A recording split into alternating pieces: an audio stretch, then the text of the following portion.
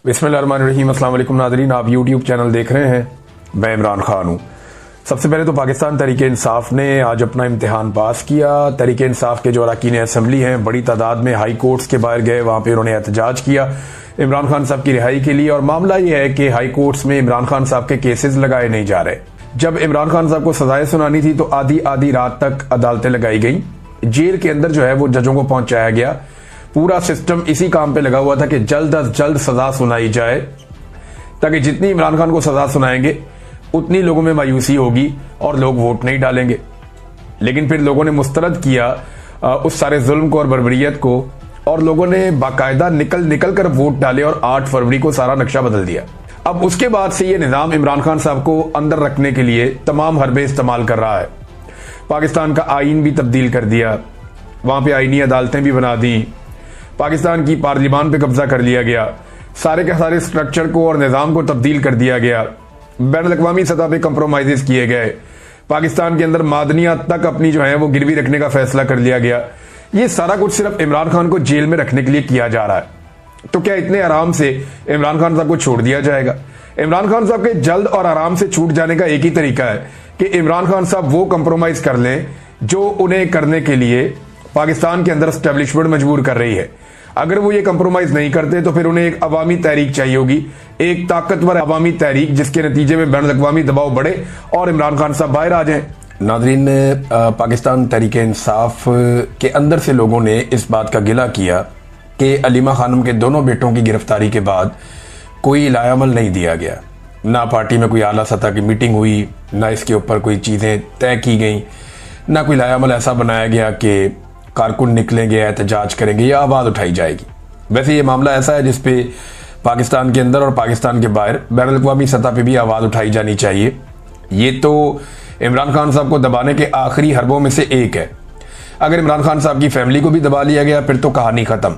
Imran Khan already jail में है, उनकी फैमिली को अगर दबा लिया जाता है तो बाहर जो मालूमात आती हैं वो आना बंद हो जाएंगी और चीज़ें उसी तरह कंट्रोल हो जाएंगी जैसे पाकिस्तान की मिलिट्री एस्टेब्लिशमेंट चाहती है। अब ये ओवरसीज़ पाकिस्तानियों की भी जिम्मेदारी है, वो भी आवाज़ उठाएं। जो पाकिस्तान के अंदर लोग हैं वो भी आवाज़ उठाएं, क्योंकि जो आखिरी आवाज़ें हैं उनको दबाने की कोशिश की जा रही है।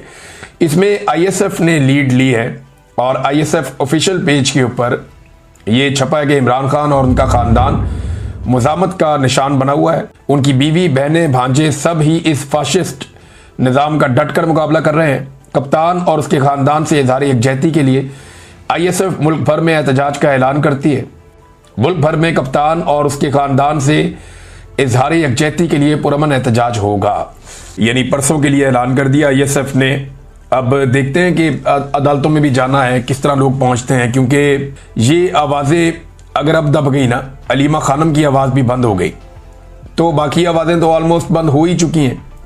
अब ये एक आवाज़ रह गई, अगर ये भी बंद कर दी गई और कुछ आवाज़ें थोड़ी बहुत बाकी हैं उन्हें भी दबा लिया गया तो फिर पाकिस्तान में बोलने वाला कोई नहीं बचेगा।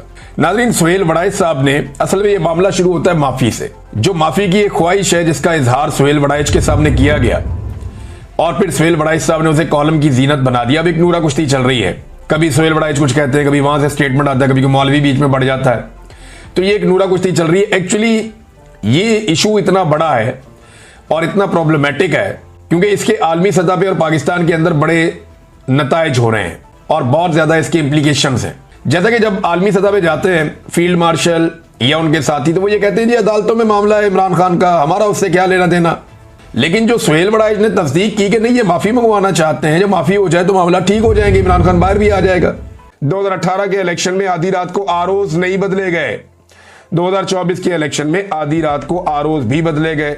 2018 के इलेक्शन में रिजल्ट रोककर सबको इकट्ठा करके 17 सीटों वालों को जाली फॉर्म 47 ऑफर नहीं किए गए, लेकिन 2024 के इलेक्शन में जाली फॉर्म 47 ऑफर किए गए उस वक्त जब पाकिस्तान तहरीक इंसाफ 180 नशिस्तों पर वाज़ेह बर्तरी के साथ जीत रही थी।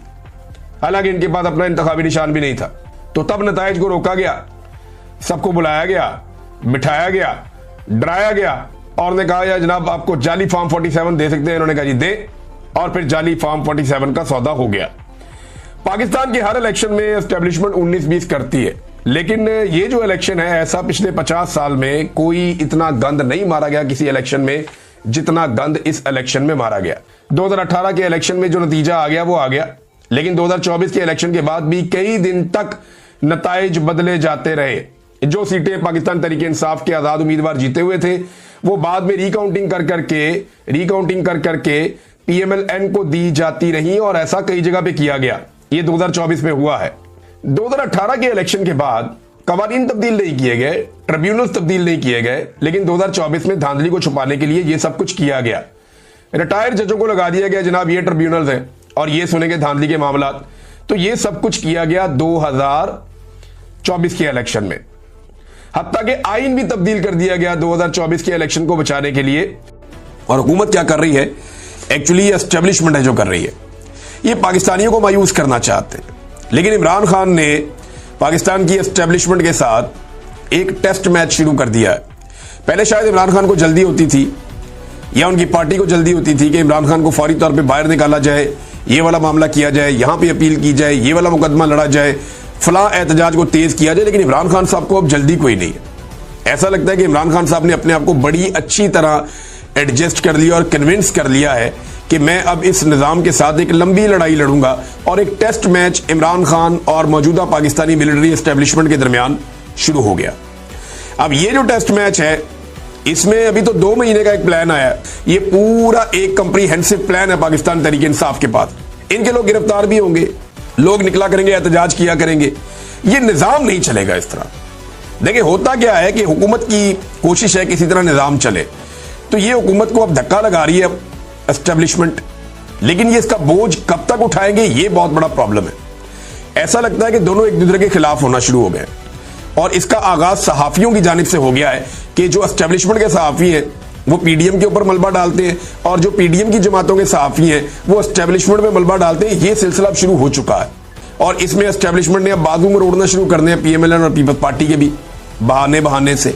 तो ये चीजें आप आने वाले दिनों में देखेंगे।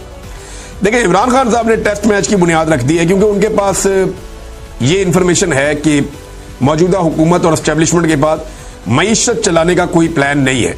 पाकिस्तान दुनिया का वो मुल्क बन गया है जहां से सबसे ज्यादा लोग पाकिस्तान छोड़कर चले गए हैं।